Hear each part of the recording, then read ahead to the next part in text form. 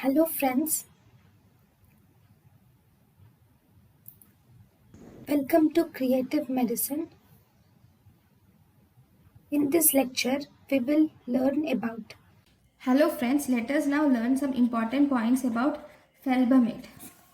Felbamate will inhibit NMDA responses. It inhibits NMDA responses and it will potentiate GABA action. It inhibits NMDA responses and potentiates GABA action. This felbamate is mainly indicated in secondary. Actually, it is indicated in refractory, primary or secondary generalized seizures. Refractory, primary or secondary generalized seizures, and it is also used in Lennox-Gastaut syndrome. Lennox-Gastaut syndrome, we use felbamate.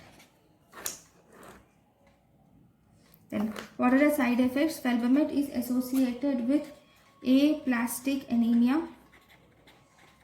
It is associated with aplastic anemia and liver failure. So, these are the important points about felbamate. Thank you for watching. Thank you and thank you for watching.